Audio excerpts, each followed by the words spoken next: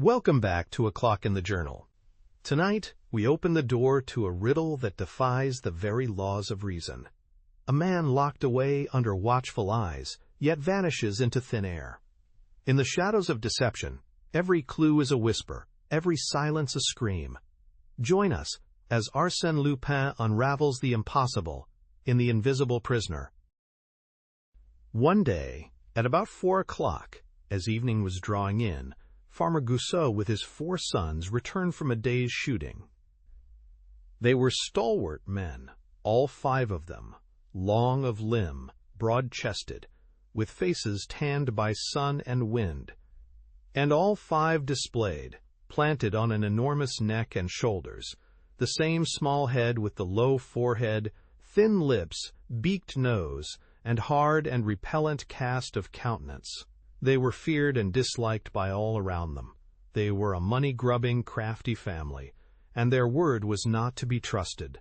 On reaching the old barbican wall that surrounds the Haberville property, the farmer opened a narrow, massive door, putting the big key back in his pocket after his sons had passed in, and he walked behind them, along the path that led through the orchards. Here and there stood great trees, stripped by the autumn winds, and clumps of pines, the last survivors of the ancient park, now covered by old Goussot's farm. One of the sons said, "I hope Mother has lit a log or 2. "There's smoke coming from the chimney," said the father. The outhouses and the homestead showed at the end of a lawn, and above them, the village church, whose steeple seemed to prick the clouds that trailed along the sky. "All the guns unloaded?" asked old Goussot. "Mine isn't," said the eldest. "I slipped in a bullet to blow a kestrel's head off." He was the one who was proudest of his skill. And he said to his brothers, "Look at that bough, at the top of the cherry tree. See me snap it off." On the bough sat a scarecrow, which had been there since spring, and which protected the leafless branches with its idiot arms. He raised his gun and fired. The figure came tumbling down with large comic gestures, and was caught on a big lower branch, where it remained lying stiff on its stomach, with a great top hat on its head of rags and its hay-stuffed legs swaying from right to left above some water that flowed past the cherry tree through a wooden trough. They all laughed. The father approved. "A fine shot, my lad." Besides, the old boy was beginning to annoy me. I couldn't take my eyes from my plate at meals without catching sight of that oaf. They went a few steps farther. They were not more than 30 yards from the house, when the father stopped suddenly and said, "Hello, what's up?" The sons also had stopped and stood listening. One of them said under his breath, "It comes from the house, from the linen room," and another spluttered, "Sounds like moans, and Mother's alone." Suddenly a frightful scream rang out. All 5 rushed forward. Another scream, followed by cries of despair. "We're here, we're coming!" shouted the eldest, who was leading.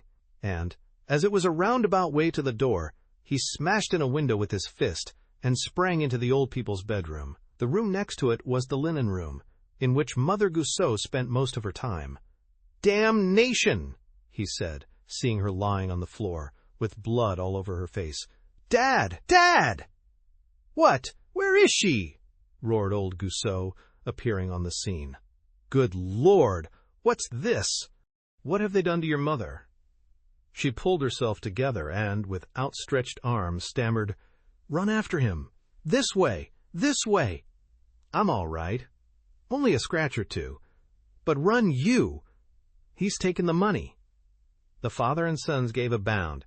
"He's taken the money!" bellowed old Goussot, rushing to the door to which his wife was pointing. "He's taken the money! Stop thief!" But a sound of several voices rose at the end of the passage through which the other 3 sons were coming. "I saw him! I saw him!" "So did I. He ran up the stairs." "No! There he is! He's coming down again!" A mad steeplechase shook every floor in the house. Farmer Goussot, on reaching the end of the passage, caught sight of a man standing by the front door trying to open it. If he succeeded, it meant safety, escape through the market square and the back lanes of the village. Interrupted as he was fumbling at the bolts, the man, turning stupid, lost his head, charged at old Goussot and sent him spinning. dodged the eldest brother and, pursued by the four sons, doubled back down the long passage, ran into the old couple's bedroom, flung his legs through the broken window and disappeared. The sons rushed after him across the lawns and orchards, now darkened by the falling night. "The villain's done for," chuckled old Goussot. "There's no way out for him. The walls are too high. He's done for, the scoundrel." The two farmhands returned at that moment from the village, and he told them what had happened and gave each of them a gun. "If the swine shows his nose anywhere near the house," he said, "let fly at him. Give him no mercy." He told them where to stand, went to make sure that the farm gates, which were only used for the carts, were locked, and not till then remembered that his wife might perhaps be in need of aid. "Well, mother, how goes it? Where is he? Have you got him?" she asked in a breath. "Yes, we're after him. The lads must have collared him by now." The news quite restored her, and a nip of rum gave her the strength to drag herself to the bed, with old Goussot's assistance, and to tell her story. For that matter, there was not much to tell. She had just lit the fire in the living hall, and she was knitting quietly at her bedroom window, waiting for the men to return, when she thought that she heard a slight grating sound in the linen room next door. "I must have left the cat in there," she thought to herself. She went in, suspecting nothing, and was astonished to see the two doors of one of the linen cupboards, the one in which they hid their money, wide open. She walked up to it, still without suspicion. There was a man there, hiding, with his back to the shelves. "But how did he get in?" asked old Goussot. "Through the passage, I suppose. We never keep the back door shut." "And then did he go for you?" "No, I went for him. He tried to get away." "You should have let him. And what about the money? Had he taken it by then?" "Had he taken it? I saw the bundle of banknotes in his hands, the sweep. I would have let him kill me sooner."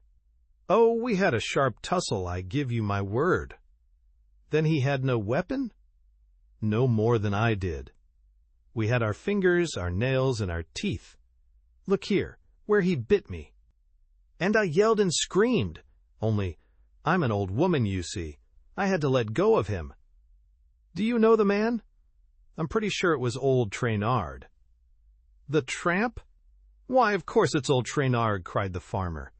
"I thought I knew him too. Besides, he's been hanging round the house these last 3 days. The old vagabond must have smelt the money. Ah, ha, Trainard, my man, we shall see some fun. A number one hiding in the first place, and then the police. I say, mother, you can get up now, can't you? Then, go and fetch the neighbors. Ask them to run for the gendarmes. By the by, the attorney's youngster has a bicycle. How that damned old Trainard scooted. He's got good legs for his age, he has. He can run like a hare." Goussot was holding his sides, reveling in the occurrence. He risked nothing by waiting. No power on earth could help the tramp escape, or keep him from the sound thrashing which he had earned, and from being conveyed, under safe escort, to the town jail. The farmer took a gun and went out to his two laborers. "Anything fresh?" "No, Farmer Goussot, not yet. We shan't have long to wait." Unless old Nick carries him over the walls. From time to time, they heard the four brothers hailing one another in the distance. The old bird was evidently making a fight for it, was more active than they would have thought. Still, with sturdy fellows like the Goussot brothers. However, one of them returned, looking rather crestfallen, and made no secret of his opinion. "It's no use keeping on at it for the present. It's pitch dark. The old chap must have crept into some hole. We'll hunt him out tomorrow." "Tomorrow? Why, lad, you're off your chump," protested the farmer. The eldest son now appeared, quite out of breath, and was of the same opinion as his brother. Why not wait till next day, seeing that the ruffian was as safe within the domain as between the walls of a prison? "Well, I'll go myself," cried old Goussot. "Light me a lantern, somebody." But at that moment 3 gendarmes arrived, and a number of village lads also came up to hear the latest. The sergeant of gendarmes was a man of method. He first insisted on hearing the whole story in full detail. Then he stopped to think. Then he questioned the 4 brothers separately, and took his time for reflection after each deposition, when he had learnt from them that the tramp had fled toward the back of the estate, that he had been lost sight of repeatedly, and that he had finally disappeared near a place known as the Crow's Knoll. He meditated once more and announced his conclusion. "Better wait. Old Trainard might slip through our hands amidst all the confusion of a pursuit in the dark, and then good night, everybody." The farmer shrugged his shoulders and, cursing under his breath, yielded to the sergeant's arguments. That worthy organized a strict watch, distributed the brothers Goussot and the lads from the village under his men's eyes, made sure that the ladders were locked away, and established his headquarters in the dining room, where he and Farmer Goussot sat and nodded over a decanter of old brandy. The night passed quietly. Every 2 hours the sergeant went his rounds and inspected the posts. There were no alarms. Old Trainard did not budge from his hole. The battle began at break of day. It lasted 4 hours. In those 4 hours, the 13 acres of land within the walls were searched, explored, gone over in every direction by a score of men who beat the bushes with sticks, trampled over the tall grass, rummaged in the hollows of the trees, and scattered the heaps of dry leaves, and old Trainard remained invisible. "Well, this is a bit thick," growled Goussot. "Beats me altogether," retorted the sergeant, and indeed there was no explaining the phenomenon, for, after all, apart from a few old clumps of laurels and spindle trees which were thoroughly beaten, all the trees were bare. There was no building, no shed, no stack, nothing, in short, that could serve as a hiding place. As for the wall, a careful inspection convinced even the sergeant that it was physically impossible to scale it. In the afternoon, the investigations were begun all over again in the presence of the examining magistrate and the public prosecutor's deputy. The results were no more successful. Nay, worse, the officials looked upon the matter as so suspicious that they could not restrain their ill humor and asked, "Are you quite sure, Farmer Goussot, that you and your sons haven't been seeing double?" "And what about my wife?" retorted the farmer, red with anger. "Did she see double when the scamp had her by the throat? Go and look at the marks if you doubt me." "Very well. But then where is the scamp?" "Here, between those 4 walls." "Very well. Then ferret him out. We give it up. It's quite clear that if a man were hidden within the precincts of this farm, we should have found him by now." "I swear I'll lay hands on him, true as I stand here," shouted Farmer Goussot.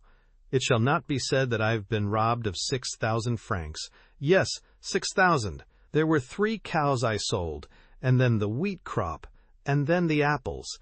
6,000 franc notes, which I was just going to take to the bank. Well, I swear to heaven that the money's as good as in my pocket." "That's all right, and I wish you luck," said the examining magistrate as he went away, followed by the deputy and the gendarmes. The neighbors also walked off in a more or less facetious mood, and by the end of the afternoon, none remained but the Goussot and the 2 farm laborers. Old Goussot at once explained his plan. By day they were to search. At night they were to keep an incessant watch. It would last as long as it had to.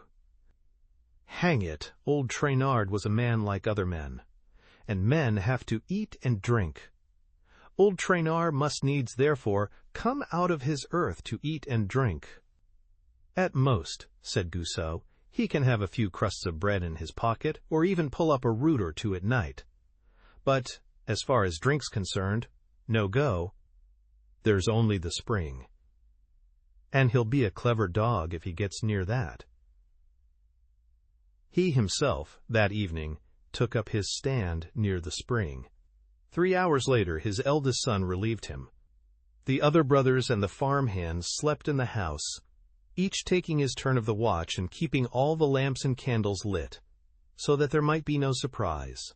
So it went on for 14 consecutive nights, and for 14 days, while 2 of the men and Mother Goussot remained on guard, the 5 others explored the Iberville ground. At the end of that fortnight, not a sign.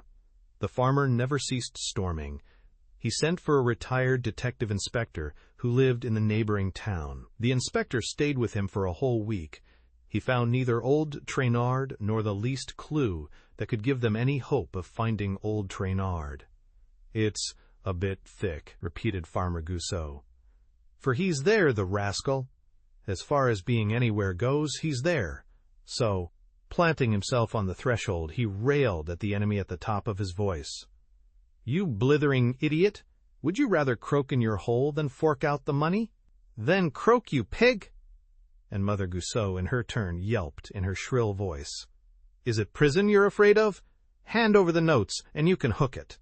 But old Trainard did not breathe a word, and the husband and wife tired their lungs in vain. Shocking days passed. Farmer Goussot could no longer sleep, lay shivering with fever. The sons became morose and quarrelsome and never let their guns out of their hands, having no other idea but to shoot the tramp. It was the one topic of conversation in the village, and the Goussot story, from being local at first, soon went the round of the press.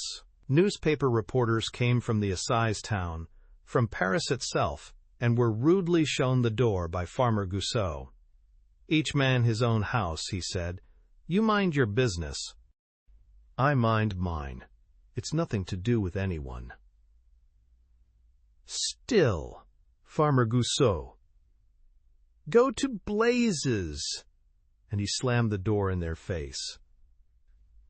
Old Trainard had now been hidden within the walls of Aberville for something like 4 weeks. The Goussots continued their search as doggedly and confidently as ever, but with daily decreasing hope, as though they were confronted with one of those mysterious obstacles which discourage human effort. And the idea that they would never see their money again began to take root in them.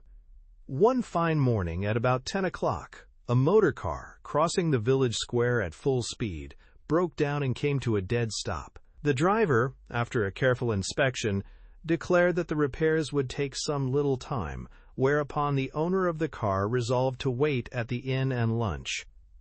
He was a gentleman on the right side of 40, with close-cropped side whiskers and a pleasant expression of face, and he soon made himself at home with the people at the inn. Of course they told him the story of the Goussot. He had not heard it before, as he had been abroad, but it seemed to interest him greatly.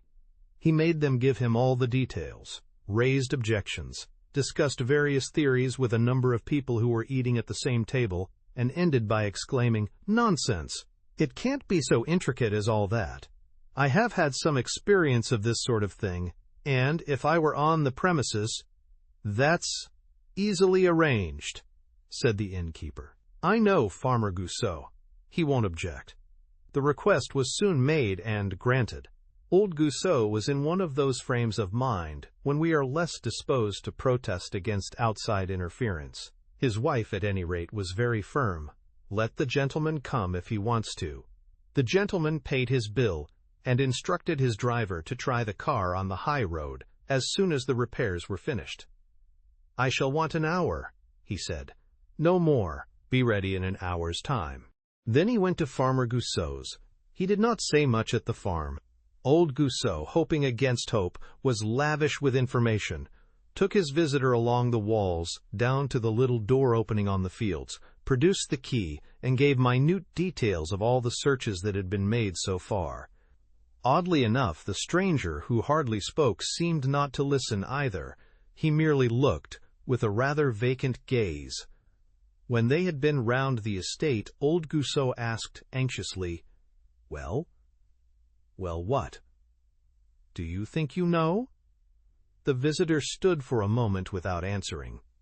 Then he said, "No, nothing." "Why, of course not," cried the farmer, throwing up his arms. "How should you know? It's all hanky-panky. Shall I tell you what I think? Well, that old Trainard has been so jolly clever that he's lying dead in his hole, and the banknotes are rotting with him. Do you hear? You can take my word for it." The gentleman said, very calmly, "There's only one thing that interests me. The tramp, all said and done, was free at night and able to feed on what he could pick up." "But how about drinking?" "Out of the question!" shouted the farmer. "Quite out of the question. There's no water except this, and we have kept watch beside it every night. It's a spring. Where does it rise? Here, where we stand. Is there enough pressure to bring it into the pool of itself? Yes. And where does the water go when it runs out of the pool? Into this pipe here, which goes underground and carries it to the house, for use in the kitchen. So there's no way of drinking, seeing that we were there and that the spring is 20 yards from the house. Hasn't it rained during the last 4 weeks? Not once. I've told you that already. The stranger went to the spring and examined it. The trough was formed of a few boards of wood joined together just above the ground, and the water ran through it, slow and clear. The water's not more than a foot deep, is it? He asked. In order to measure it, he picked up from the grass a straw which he dipped into the pool. But, as he was stooping, he suddenly broke off and looked around him. "Oh, how funny," he said, bursting into a peal of laughter. "Why, what's the matter?" spluttered old Goussot, rushing toward the pool, as though a man could have lain hidden between those narrow boards. And Mother Goussot clasped her hands. "What is it? Have you seen him? Where is he?" "Neither in it nor under it," replied the stranger, who was still laughing. He made for the house, eagerly followed by the farmer, the old woman, and the 4 sons. The innkeeper was there also, as were the people from the inn who had been watching the stranger's movements, and there was a dead silence while they waited for the extraordinary disclosure.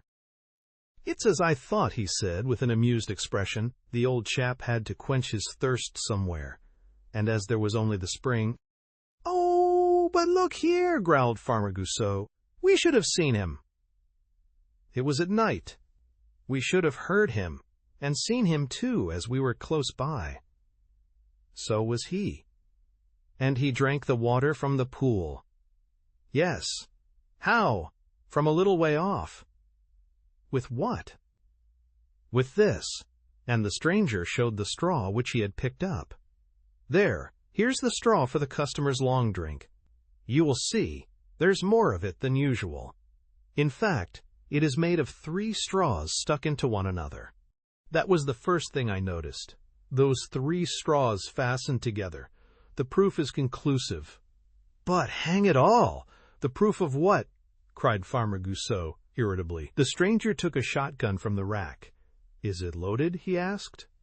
"Yes," said the youngest of the brothers. "I use it to kill the sparrows with. For fun. It's small shot." "Capital! A peppering where it won't hurt him will do the trick." His face suddenly assumed a masterful look. He gripped the farmer by the arm and rapped out, in an imperious tone, "Listen to me, Farmer Goussot. I'm not here to do policeman's work, and I won't have the poor beggar locked up at any price. 4 weeks of starvation and fright is good enough for anybody. So you've got to swear to me, you and your sons, that you'll let him off without hurting him. He must hand over the money." "Well, of course. Do you swear?" "I swear." The gentleman walked back to the door-sill at the entrance to the orchard. He took a quick aim, pointing his gun a little in the air, in the direction of the cherry tree which overhung the spring. He fired. A hoarse cry rang from the tree, and the scarecrow, which had been straddling the main branch for a month past, came tumbling to the ground, only to jump up at once and make off as fast as its legs could carry it. There was a moment's amazement, followed by outcries. The sons darted in pursuit, and were not long in coming up with the runaway, hampered as he was by his rags and weakened by privation. But the stranger was already protecting him against their wrath.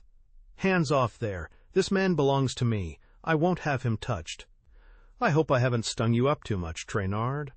Standing on his straw legs wrapped round with strips of tattered cloth, with his arms and his whole body clad in the same materials, his head swathed in linen, tightly packed like a sausage, the old chap still had the stiff appearance of a lay figure, and the whole effect was so ludicrous and so unexpected that the onlookers screamed with laughter. The stranger unbound his head, and they saw a veiled mask of tangled gray beard, encroaching on every side upon a skeleton face lit up by 2 eyes burning with fever. The laughter was louder than ever. "The money, the 6 notes!" roared the farmer. The stranger kept him at a distance. "1 moment. We'll give you that back, Sean Tiwi, Traynard." And, taking his knife and cutting away the straw and cloth, he jested cheerily. "You poor old beggar, what a guy you look! But how on earth did you manage to pull off that trick? You must be confoundedly clever, or else you had the devil's own luck. So on the first night you used the breathing time they left you to rig yourself in these togs. Not a bad idea. Who could ever suspect a scarecrow? They were so accustomed to seeing it stuck up in its tree. But poor old Daddy, how uncomfortable you must have felt, lying flat up there on your stomach, with your arms and legs dangling down, all day long like that, the deuce of an attitude. And how you must have been put to it when you ventured to move a limb, eh? And how you must have funked going to sleep. And then you had to eat and drink. And you heard the sentry and felt the barrel of his gun within a yard of your nose. Brrr! But the trickiest of all, you know, was your bit of straw. Upon my word, when I think that, without a sound, without a movement, so to speak, you had to fish out lengths of straw from your toggery, fix them end to end, let your apparatus down to the water, and suck up the heavenly moisture drop by drop. Upon my word, one could scream with admiration. "Well done, Traynard." And he added between his teeth, "Only you're in a very unappetizing state, my man. Haven't you washed yourself all this month, you old pig? After all, you had as much water as you wanted. Here, you people, I hand him over to you. I'm going to wash my hands, that's what I'm going to do." Farmer Goussot and his 4 sons grabbed at the prey which he was abandoning to them. "Now then, come along, fork out the money." Dazed as he was, the tramp still managed to simulate astonishment. "Don't put on that idiot look," growled the farmer. "Come on, out with the 6 notes. What? What do you want of me?" stammered old Traynard. "The money, on the nail." "What money?" "The bank notes." "The bank notes? Oh, I'm getting sick of you. Here, lads." They laid the old fellow flat, tore off the rags that composed his clothes, felt and searched him all over. There was nothing on him. "You thief and you robber!" yelled old Goussot. "What have you done with it?" The old beggar seemed more dazed than ever. Too cunning to confess, he kept on whining. "What do you want of me? Money? I haven't 3 sous to call my own." But his eyes, wide with wonder, remained fixed upon his clothes, and he himself seemed not to understand. The Goussot, rage could no longer be restrained. They rained blows upon him, which did not improve matters. But the farmer was convinced that Traynard had hidden the money before turning himself into the scarecrow. "Where have you put it, you scum? Out with it! In what part of the orchard have you hidden it?" "The money?" repeated the tramp with a stupid look. "Yes, the money. The money which you've buried somewhere. Oh, if we don't find it, your goose is cooked. We have witnesses, haven't we? All of you friends, eh? And then the gentleman." He turned, with the intention of addressing the stranger, in the direction of the spring, which was 30 or 40 steps to the left, and he was quite surprised not to see him washing his hands there. "Has he gone?" he asked. Someone answered, "No, he lit a cigarette and went for a stroll in the orchard." "Oh, that's all right," said the farmer. "He's the sort to find the notes for us, just as he found the man." "Unless," said a voice. "Unless what?" echoed the farmer. "What do you mean? Have you something in your head? Out with it, then. What is it?"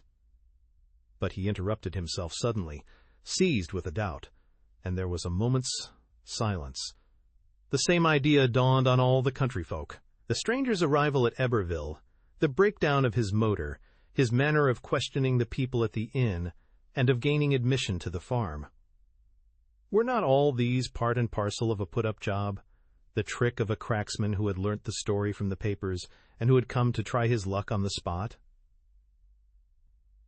"Jolly smart of him," said the innkeeper. "He must have taken the money from old Traynard's pocket before our eyes while he was searching him." "Impossible," spluttered Farmer Goussot. "He would have been seen going out that way by the house, whereas he's strolling in the orchard." Mother Goussot, all of a heap, suggested, "The little door at the end down there?" "The key never leaves me." "But you showed it to him." "Yes, and I took it back again. Look, here it is." He clapped his hand to his pocket and uttered a cry. "Oh, dash it all, it's gone! He sneaked it!" He at once rushed away, followed and escorted by his sons and a number of the villagers.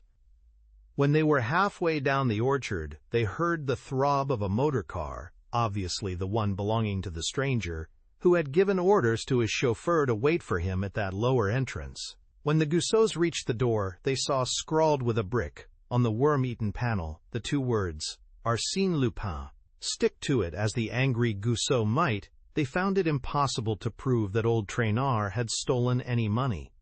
20 persons had to bear witness that, when all was said, nothing was discovered on his person. He escaped with a few months' imprisonment for the assault. He did not regret them.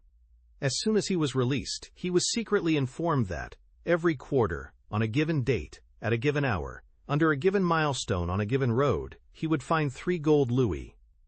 To a man like old Trainard, that means wealth,